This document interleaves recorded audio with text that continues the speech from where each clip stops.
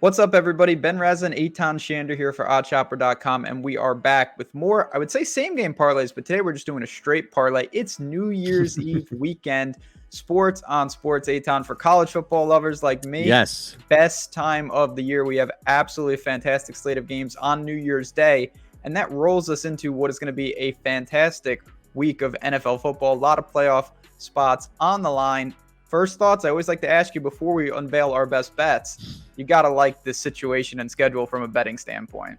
Absolutely. It's, again, we have this during the holidays, and New Year's, whether people like it or not, is a holiday weekend now that we have. Right. It's awful on the Worst surface. day of the year every year. I hate New Year's.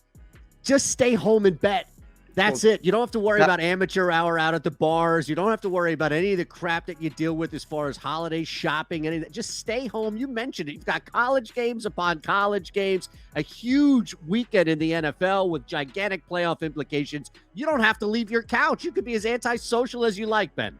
Yeah, that's the plan. We got great games, and no doubt I will have bets on a lot of them. If you're new to the channel, as we want to say, well, no better time. You're starting 2022 off right. Hit that like button, subscribe if you want to join. We would love the support. We really do appreciate it. But enough of that, Eytan. We've got 3 bets here that we have crafted into a parlay, and let's dive into it. So the way we've done this, I'm going to set the table if that's all right with you, because the first bet on this is your card, bag right here. You can't wait to talk about this team. I've been waiting my whole life for this game, I swear. We have on New Year's Day, Kentucky, who is the team, if you haven't watched our shows, that is the team I've bet the most in college football this year, against Iowa, which is the team that I have bet against the most this year in college football. Now, this spread opened at +1 for Kentucky. I don't understand that. I bet it heavily. It has obviously swung in our favor. We're at Kentucky -3. I still like it. So I'm just going to go through this quickly. Kentucky is a team out of the SEC, really prolific rushing. They can push people around. The opt-outs are minimal right now. I'm looking maybe Wan'Dale Robinson, but we really haven't gotten word that they're going to be missing much of anyone. On the other side, the Iowa offense is as bad as I've seen. 112th in passing yards per attempt. Goodson, their running back, who had a terrible year because of the offensive line, he opted out already. This team just can't score. We saw what Michigan did to them. We saw what a lot of Big Ten teams did to them late in the year. I think Kentucky is better than most of the competition they've faced. I get that the spread has moved, and obviously it would have been better to bet this early. I still think that you can look to this right now at 3 points. I'm going to get things started for us. I'm going to lay the 3 and set the table for you.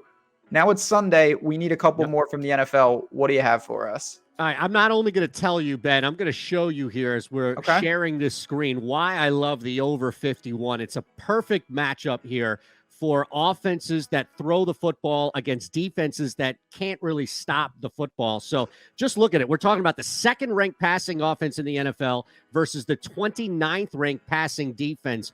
Also, we have the Bengals, who boast the 8th best passing defense versus the Chiefs' 25th ranked passing defense. I look at yards in the air converting into drives that convert into points. Clearly, both teams are going to be able to get into red zone scoring opportunities. We know that both, if it's the Chiefs, who are looking to lock and secure everything up and maybe take a breath in the final week of the season, or the Bengals fighting in that AFC North, both teams are out there competing. Really love how you look at the matchup compared to the stats, and really what should be a high throwing game that should transfer into a high scoring game. And look, I don't care if Andy Reid is up by 50. This is the old adage with him that I saw in Philadelphia. He refuses to just run the clock out. So expect some points, even if you're not looking at a higher scoring quarter or half. It's going to come at some point in this game. Over 51 actually seems a little low for these two teams. So that's my play right there, combining what we have, the data, and just this feel of both teams wanting to throw a lot.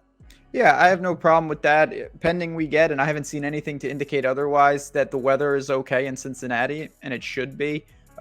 We've seen, I mean, listen, what can you say? Joe Burrow is turning that team around. You got to give him credit. Obviously, the Chiefs have turned it around after their slow start. It feels like one of those games where both, even if the defenses play okay, the prolific nature of both of these offenses, I mean, I don't need to go through all the weapons that they both have. I get it. And I know it's a pretty lofty total at 51, but both teams right now are showing that they can put up 40 on their own. So when you have that type of volatility, I like it. And now I know I'm going to have to convince you on this one. I know you're not. A little bit. Okay. this is just truly a spot. I kind of use this as an if statement, and I do this sometimes with betting. I knew I was going to do this when Miami played the Saints. I said, okay, if they beat the Saints, I'm going to bet Tennessee, and now I'm going to make good on that. It was a situation with the Dolphins. Everyone is talking about this win streak. Credit to them. They have turned it around. They have knocked off Baltimore on a Thursday during that streak. Then they beat the Jets a couple of times. They beat the Giants. They beat the Saints with Ian Book. They beat Carolina. Teams that have absolutely no hope in this league. They have not played anybody like Tennessee. And Tennessee has shown, I know that I always claim they're the random number generator, very difficult team to break down, but they are at home. They still have weapons. Obviously, Tannehill will be there. Derrick Henry, we all know, will not, but they still have 4 or 5 running backs. They're utilizing all these different guys. 3.5 to me is just an overreaction on this win streak. Not all win streaks are created equal. I don't think Miami is that good. I'm interested to see what they do with Tua. Waddle's been unbelievable, but give me the Titans, who I put in a different class. I went to Odd Chopper. There were 3.5s across the board, so the spread was right for me. I think the Titans make a statement that they're for real, and the Dolphins kind of fall back to mediocrity here. I'm going to lay the points to round us out, and we get, a standard 3-teamer, basically 6-1. When you look at this, I feel pretty good. I think we have a real shot here. Yeah, I do too. Look, I'm not anti your play, just to clarify. I just look at the total and personally would lean to the under more so based on how we've seen the underplay at Nashville and the defense clearly being the big storyline outside of that connection you mentioned with Tua to Waddle, really being the big storyline in keeping, granted, against bad quarterbacks. Can't argue that.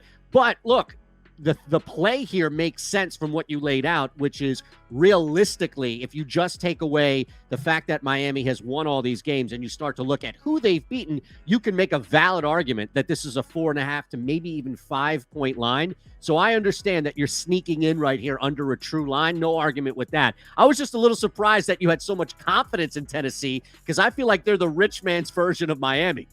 I don't even disagree with that. Again, I think it was more that I knew if this situation arose and I got the right line, I was going to bet this. If the Saints or any of these other teams would have beat Miami, this line would be, I think, like 6 points, maybe. And to me, that's probably where it should be, in all honesty. I don't really see it. I think Miami's getting a lot of benefit. Now, if they sack Tannehill 10 times like they've been doing everyone else, I'm going to have to eat some humble pie. But I don't think that happens. If we get to this leg, we'll have ample opportunities. So there you've got it. We've got Kentucky. Hey, you and me both, by the way. If this thing bursts, it's me on the hook here as well. So it's us who will eat the pie. By all means, I'm rolling with you, brother, on that third leg. It's a team effort here, and that's what we do. But again, hit us in the comments. Let us know which leg you feel most confident on, which leg you're most worried about, and what you're doing for the New Year's Eve and day betting plans, because there's a lot of games. So here you have it. Kentucky -3, over 51 in the Chiefs-Bengals game, and then the Tennessee Titans -3.5 to round it out. That is it from us, for me, for Eytan, for everyone here. Go check out oddchopper.com. Hit that like button and subscribe on your way out. Have a great, safe, happy holiday. Enjoy, everyone, and we will talk to you guys in the new year.